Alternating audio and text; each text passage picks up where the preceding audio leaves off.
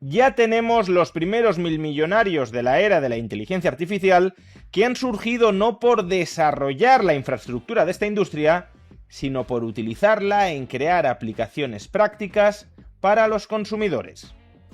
Veámoslo. Durante los últimos años, la inteligencia artificial ya ha convertido a muchos inversores y empresarios en milmillonarios. Sin embargo, hasta hace muy poco, lo habitual era que esos inversores o empresarios que se han convertido en milmillonarios gracias a la inteligencia artificial lo hubiesen sido por estar expuestos al desarrollo de la infraestructura de esta industria, de la industria de la inteligencia artificial. Ese sería el caso de muchas personas que hayan invertido en fomentar el desarrollo y la producción de GPUs, de centros de datos o de modelos frontera de inteligencia artificial. Milmillonarios que hayan surgido al calor de empresas como Nvidia, Micron, OpenAI, Anthropic, etcétera. Es decir, esta sería la primera hornada de nuevos ricos gracias a la inteligencia artificial. Pero a lo largo del último año estamos empezando a ver cómo se está conformando una segunda hornada de nuevos ricos gracias a la IA.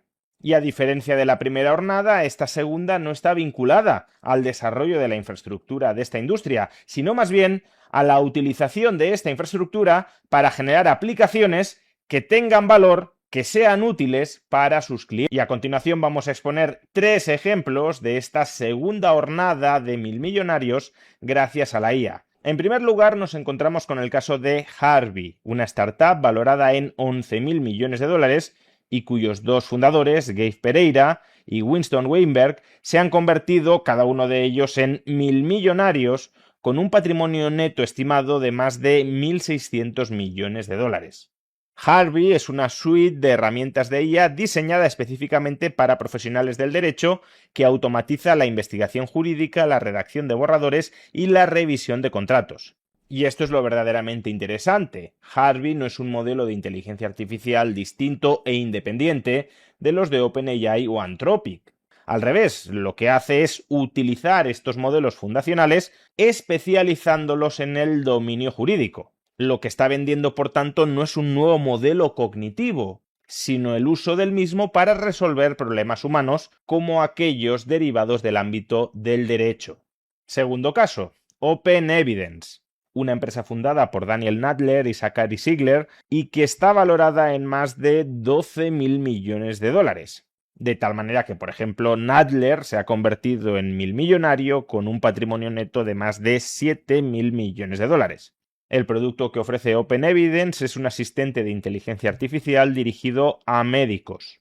Cuando un facultativo se enfrenta a un caso clínico complejo, a una interacción farmacológica que no recuerda, a una patología rara cuya última literatura no ha leído, puede consultar a OpenEvidence, a esta aplicación de inteligencia artificial, y obtener respuestas sintetizadas a partir de toda la investigación médica publicada hasta la fecha. Según la propia empresa, esta tecnología ya se ha utilizado para responder a más de 100 millones de consultas de pacientes. Y entre sus promotores está la mismísima Clínica Mayo, es decir, no estamos hablando de poca cosa. Y de nuevo aquí se repite el patrón que ya detectamos en Harvey. OpenEvidence no desarrolla un nuevo modelo de inteligencia artificial, lo que hace es utilizar los modelos actuales disponibles en el ámbito de la medicina. Y en tercer lugar y por último tenemos el caso de Sierra, una compañía creada en 2023 por dos pesos pesados de Silicon Valley, Bret Taylor, antiguo director técnico de Meta, creador en su día de Google Maps y actual presidente del consejo de OpenAI, y Clay Vavor, ex responsable de Google Labs. Sierra actualmente está valorada en más de 15.000 millones de dólares y entre sus clientes están, por ejemplo, la aseguradora sanitaria Cigna o el prestamista digital SoFi. Gracias a Sierra, Taylor tiene hoy un patrimonio neto estimado superior a 4.200 millones de dólares y Vavor uno de 3.700 millones de dólares. ¿Pero a qué se dedica Sierra? Pues Sierra fabrica software de atención al cliente impulsado por la IA.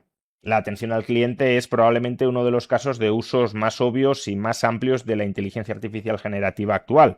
Se trata de un sector con un enorme volumen de interacciones, miles de millones al año entre empresas y clientes, con una calidad humana media bastante baja. Creo que todos los que hemos intentado resolver algún problema telefónicamente hemos quedado muchas veces muy frustrados. y con costes laborales elevados. Un call center cuesta bastante dinero. Por eso Sierra tiene tanto potencial, porque si consigue automatizar una conversación que antes requería de un operador humano que tuviese al cliente 15 minutos al teléfono, la calidad del servicio y el ahorro de costes puede ser muy grande. En estos 3 ejemplos podemos ver que se está generando muchísima riqueza alrededor de la inteligencia artificial, ya sea contribuyendo a desarrollar la infraestructura o utilizando esa infraestructura para crear aplicaciones específicas que solventen problemas de los usuarios. Y si aterrizamos estas ideas generales a las decisiones que ha de tomar un inversor particular, ¿de qué manera un ahorrador puede intentar aprovecharse de este boom, de este claro boom que está siendo generado por la inteligencia artificial? Pues una forma de hacerlo, ya lo hemos explicado en otras ocasiones, es a través de ETFs temáticos que tengan exposición a los distintos sectores de la inteligencia artificial. Y podéis acceder a muchos de esos ETFs invertidos en el sector de la inteligencia artificial a través de plataformas, brokers confiables como Freedom24. Sería el caso, por ejemplo, del Strackers Artificial Intelligence and Big Data o del VanEck Semiconductor. Vamos a ver brevemente cómo acceder a ellos a través de Freedom24. Como podéis observar, en esta lista tenemos los 2 ETFs expuestos a la inteligencia artificial de los que hemos hablado. Vamos a seleccionar uno de ellos, el VanEck Semiconductor. El VanEck Semiconductor es un ETF integrado por empresas vinculadas al desarrollo de las GPUs que forman parte de los centros de datos que se utilizan para entrenar y para utilizar los modelos de inteligencia artificial. Está compuesto por compañías como TSMC, de la que ya os hablé hace unos días, o Nvidia, o ASML, o Micron, o AMD, etc. En los últimos 12 meses, por ejemplo, ha experimentado una revalorización de más del 150% en euros. Pues bien, para invertir en este ETF, desde Freedom24 simplemente tenemos que seleccionarlo y una vez dentro de la pantalla de herramienta de análisis y ejecución podremos obtener toda la información más relevante sobre este ETF y decidir si queremos o no queremos invertir en él. Si nos lanzamos a invertir en él, solo tenemos que seleccionar la opción de invertir y a partir de ahí seleccionar la cantidad de dinero que queremos colocar en este ETF. Si queréis revisar este ETF u otros relacionados con el sector de la inteligencia artificial, podéis hacerlo a través de Freedom24. En la caja de descripción del vídeo o en el comentario destacado encontraréis un enlace para que os abráis gratuitamente una cuenta en este broker, en Freedom24. En la primera parte del vídeo hemos explicado que hay una primera hornada de ricos vinculados al desarrollo de la infraestructura de la inteligencia artificial y ya está empezando a haber una segunda hornada de ricos relacionado con la utilización de esa infraestructura de la inteligencia artificial para crear aplicaciones prácticas que sean útiles para los clientes de las mismas. Sin embargo, alguno podría objetar que compañías como Harvey, como Sierra, como OpenEvidence tienen los días contados, porque si al final lo que están utilizando es la capacidad computacional de los modelos de Anthropic o de OpenAI, estas compañías terminarán generando internamente aplicaciones rivales muy parecidas a estas, incluso mejores, porque se pueden reservar para ellas parte de la potencia exclusiva de sus modelos. Por ejemplo, Mythos de Anthropic todavía no ha sido lanzado al gran público. ¿Qué pasaría si ahora Anthropic quisiera utilizar Mythos mucho más potentes que los modelos públicos de la compañía para desarrollar competidores de Harvey o de OpenEvidence? Pues que en principio esos competidores serían mejores que las actuales aplicaciones nacidas bajo el paraguas de esos modelos fundacionales. Pero realmente la única ventaja competitiva que tienen estas nuevas compañías nacidas de la infraestructura de la IA es haber sido las primeras en llegar al mercado, porque si fuera así, sería una ventaja competitiva bastante frágil. Pues no, al menos existen 3 ventajas competitivas que blindan, al menos en parte, a estas nuevas compañías desarrolladas a partir de los modelos de inteligencia artificial de la competencia fagocitante de estos mismos modelos. La primera ventaja competitiva, quizá la más importante, son los datos en exclusiva. Estoy hablando de datos en exclusiva para diferenciarlos de los datos públicos. Los datos públicos que maneje una compañía no la protegen de nada porque son accesibles para todos. En cambio, los datos que sí te dan una ventaja competitiva sostenible son los datos propietarios y sobre todo aquellos que se renuevan continuamente, es decir, que no puedes comprar de una vez y por todas. En este sentido, por ejemplo, la jurisprudencia histórica, que sea pública, no protege a Harvey de nada, pero la casuística concreta de los usuarios de Harvey, es decir, qué correcciones específicas se introducen en cada contrato, qué redacción particular se ajusta mejor a las necesidades de cada uno de sus usuarios. Esa información, que además en algunos casos puede ser dinámica, sí puede otorgarle hasta cierto punto, tampoco digo que sea ilimitada, pero hasta cierto punto, una ventaja competitiva a Harvey frente a otras empresas que no tengan acceso a esa información privada, a una información que se ha desarrollado dentro de la propia relación entre Harvey y sus usuarios. De hecho, la segunda ventaja competitiva no son los datos que se derivan de esa relación, sino los costes de cambio de transición vinculados a esa relación. Por ejemplo, una vez una aseguradora del tamaño de Cigna permite que Sierra entre en las tripas de su empresa, de sus sistemas informáticos y diseñe un call center virtual gestionado por la inteligencia artificial adaptado a la casuística concreta de Cigna, puede que la empresa no quiera volver a abrir sus tripas a otros rivales que puedan emerger a partir de entonces. Salvo que esos rivales ofrezcan un servicio muchísimo mejor y mucho más barato, los costes de transición, ya tengo este servicio de atención al cliente al que se ha acostumbrado el cliente, proporcionado por Sierra, y por tanto no voy a querer cambiarlo por otro que sea más o menos igual, pero que me implique tener que volver a pasar por todo el trámite de la adaptación y también porque mis clientes se vuelvan a adaptar a un nuevo servicio de otra IA. Y por último, la tercera ventaja competitiva puede ser reputacional. Hemos dicho que, por ejemplo, detrás de OpenEvidence está también la Clínica Mayo.